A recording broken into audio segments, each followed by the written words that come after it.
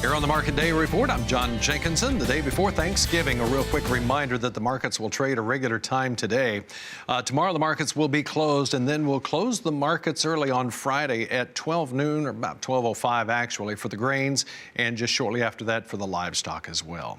Well, let's find out what's going on with the Dow Jones Industrial Average first thing here this morning. We're watching this rather closely here. Down 21 points right now at 23,569. Joining us now from the edge of the trading floor in Chicago at the CME Group is Todd Horwitz with Bubba Trading. Todd, earlier, my goodness, a little bit of a jump here in a lot of these commodities. So can we classify this as kind of a risk-on day? We could classify it, maybe the markets aren't open and it's just an imagination of what's going on. You know, I'm not surprised. I mean, again, I think they're going lower. I think that, I think fats are going higher, so that works out well. But I think in the corn is flat, basically. Wheat's a little bit lower, and soybeans are up about 9 cents, which, figures off of those levels. We're basically churning between 9.70 and 10. So here we are at the upper end of the range, but there isn't much going on. I wouldn't want to step in here. I think I'd be a little bit concerned. I don't think there's enough action here. Todd, if I've learned anything from you, it's one thing that you've talked a lot about, and that is everything is cyclical. So where are we at in this cycle right now? Well, right now we're in the holiday cycle, which is basically and usually not much to do. As you've noticed over the last, let's say, 4 or 5 weeks, equities have drifted higher, grains have drifted a little bit lower. And that's, pretty natural because people are chasing yield, and you don't get yield out of corn or wheat or soybeans unless you can buy it and sell it at a profit. Whereas in the stock market, you get some yield through dividends and things like that. But overall, we're in an extremely quiet period, not only because of the holidays, but also because of where the markets are themselves. The equity markets are searching for a reason to go down. And until they get that reason, you'll see this dull drift. And unfortunately, that dull drift ties up all the excess new money that would normally flow into the grain space. And that's really what I'm waiting for, is for that money to come out of the stock market and flow into the grains. When we get a stock market sell, we see the grains pop a little bit. And I think that's going to be the theory and what's going to happen in the next, probably after the first year would be my guess. So as a producer, what does one do then during this cycle that we're in here during the holiday? Well, if you're a producer, if you should store. There is no reason to sell at these prices. I think that you're giving it away at these levels. Now, again, you have to weigh the cost of storage. If you can't store it yourself and you've got to pay for it, that changes the dynamics of whether or not to store. So if somebody who had to pay for storage and it didn't make monetary sense for me to store it, I would look at buying some inexpensive options out in March and want to participate, because I do think we're going to see a much bigger market, and I think you get much better prices than you're going to get today. So I would be storing. I'm buying myself, and that's what I think is the right play to make right here. Should anybody be watching in these outside markets very carefully here during this holiday period as well?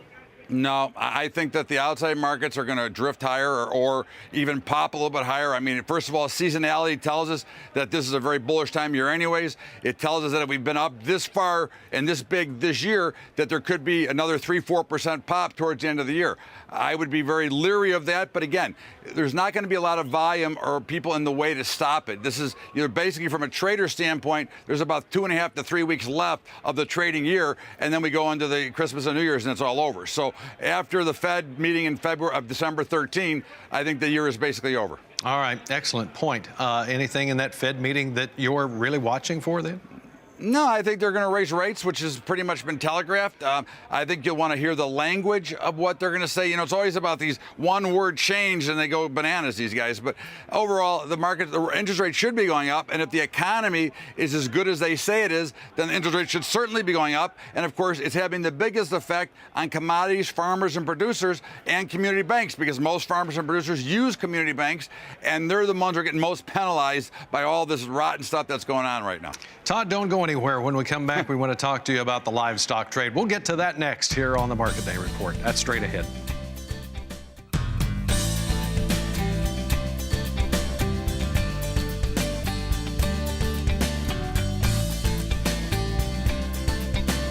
And here at this part of the session. The dollar is down 440 points right now, and we're going to keep a sharp eye on that dollar as well. On the edge of the trading floor at the CME Group is Todd Horwitz with Bubba Trading. And so, Todd, let's get into this livestock trade. I want to go to the live cattle board here real quick and bring everybody up to date where we stand. It's December live cattle up $1.77 at $119.75. February up $1.85 at $125.90. The feeder cattle market on the nearby January is up $1.75 at $153.38. March feeder cattle up $1.66 at $151.48. So how do you explain today's euphoria? Well, first, I had to say happy Thanksgiving to you and the whole staff, my RFD family, and, of course, everybody listening on XM 147 and watching. But anyway, how do I see it? I mean, I'm not surprised at fats at all. I think fats are going higher. I thought that, 117, 118 was a great spot to step in and buy them, so I'm very comfortable with that. I think feeders have some room on the downside. I think this is more of a little bit of an artificial move. I think, again, we had a bearish report. I think some people tried to sell it, and one thing you watch for, if the report's bearish and the markets won't break hard, then that's usually an indication they're probably going to see a little bit of a pop. But I would expect, other than we have Thanksgiving tomorrow, it's a similar action we had last week where we were up early in the week and then they got hammered. And I think this will be the end of it. And I think we'll be down, until we get down to about 148. That's what I'm looking for. So what validation do the bulls have here? None. They have money. Right now you have buyers, and either you're having people chase up a little bit because they got caught a little bit short and are trying to get out. And of course, you ever try to get out in a very quiet market, it's a real challenge. And those markets are not exactly the hugest to begin with. So if you're trading at about half volume and you're trying to get out of a short position that you put on, it's not so easy. You got to kind of work it. So that kind of keeps it edging higher, and we'll see how it trades out the rest. But again, I'd certainly, if it wasn't a holiday, I'd look to be a seller here. But because of the holiday, I'm not going to get involved. But I think 148, 149 is where I'm looking for, and then I'd love to jump back in. All right, let's look at this hog complex right now, and we go to the nearby December. We're up 85, 61.55. February hogs up 55 at 67.50. Todd, look at this spread between the December and the June. That's almost that's almost a $20 spread here. Yeah, I mean, we've had some interesting action, and I think that hogs are actually setting up for a very big 2018. And we saw a little bit of that happen, and we're actually a little bit historically higher than we usually are this time of year. I think that you're seeing the end of this run here. I think that in December you're going to see some more push down, and then I think that we're going to look to be buyers. And I think after the first year, I think we look for a much bigger market next year. I think there's some pretty good things in store for farmers and producers in general next year, pretty much across the board. But I think the hogs are going to perform very well next year as well. Well, Todd, I can tell you that your RFD TV and your Rural Radio 147 family are very grateful to have you a part of us. And we also want to remind everybody about your big class coming up in Las Vegas here after we turn to December.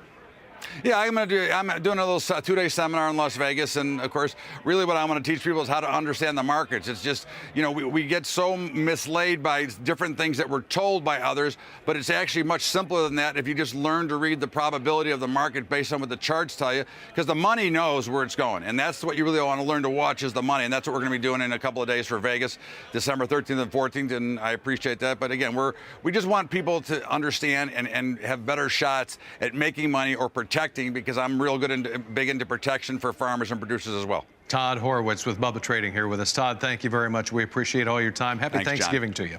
You too, and to everybody else, thanks so much. I appreciate you all. All right, thank you. Same here. Let's take a quick look at these grains here. We'll stop here at first at the corn market, bring everybody up to date on these numbers. December corn now up a quarter, 3.45 1/4. July corn up 1 at 3.73 1/4. January soybeans up 8 1/4, 9.97 1/4. July is up 8 1/4. December Chicago wheat down 3 cents. December Kansas City wheat down just a half a penny. And that Minneapolis wheat market for December is up a quarter at 6.27 1/4. December cotton up 16 at 71.06, Christina. And always interesting to hear from Todd Horwitz. Yeah, it's interesting to watch a day with low volume as well. It is. Yeah, you can see some big moves sometimes. Some really big moves. All right, thank you so much. Markets editor John Jenkinson.